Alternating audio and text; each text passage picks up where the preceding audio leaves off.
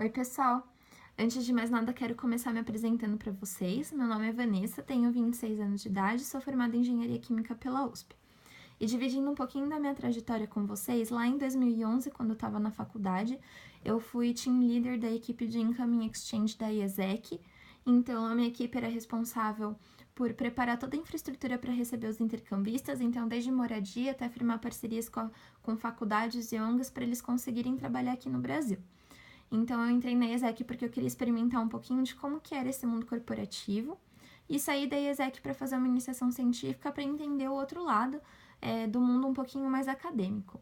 Então fui fazer uma iniciação científica na área de química analítica, que foi super bacana, desenvolvi muita resiliência nesse período porque eu tive que aprender como fazer a pesquisa fluir mesmo quando as coisas não saíam conforme a gente tinha planejado.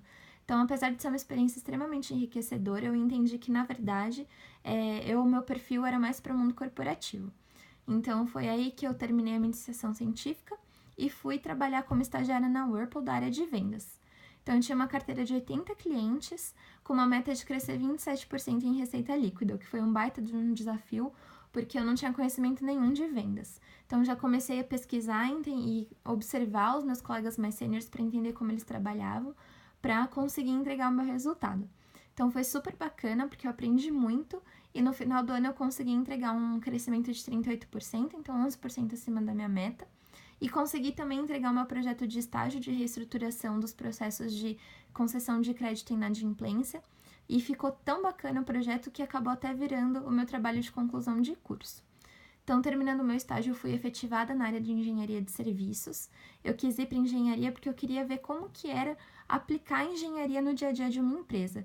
E eu fiquei um tempo cuidando de um indicador de indisponibilidade de peças de reposição, que misturava um pouquinho de supply chain com um gerenciamento de consumidor.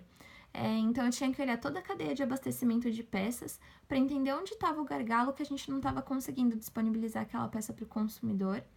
E também tinha outra ponta de gerenciar a expectativa desse consumidor. E a gente tinha uma conta gigantesca de troca de produto e processo judicial, porque a gente não entrava em contato com o consumidor para avisar ele que aquela peça estava indisponível. A gente só falava com ele quando ele nos procurava, num nível de estresse altíssimo. E aí foi daí que surgiu a ideia da gente criar uma célula de contato proativo com o consumidor.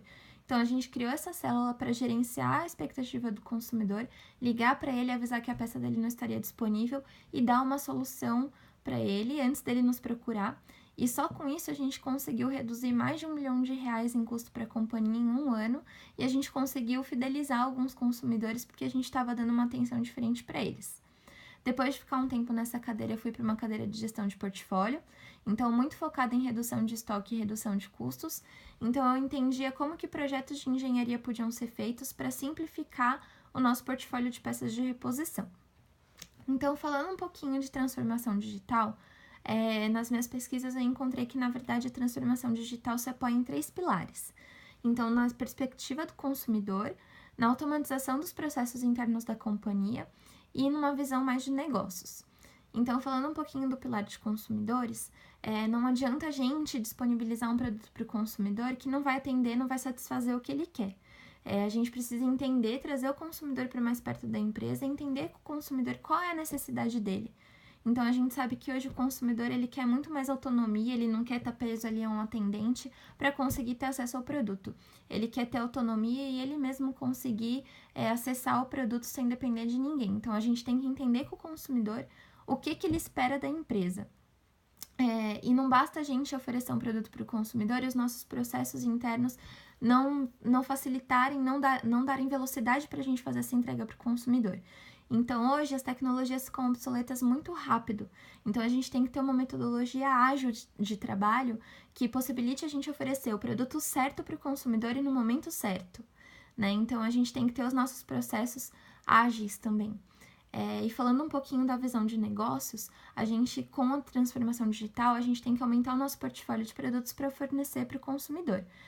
E a gente tem que fazer com que o consumidor enxergue não o preço do produto que a gente está oferecendo, mas o valor do produto que a gente está oferecendo. Como que aquilo vai transformar a vida dele e vai facilitar a rotina dele. E hoje em dia, como a comunicação está muito mais democrática e muito mais de fácil acesso, a gente tem que encantar o consumidor fazendo ele enxergar o valor do nosso produto para ele se tornar um divulgador da nossa marca, né?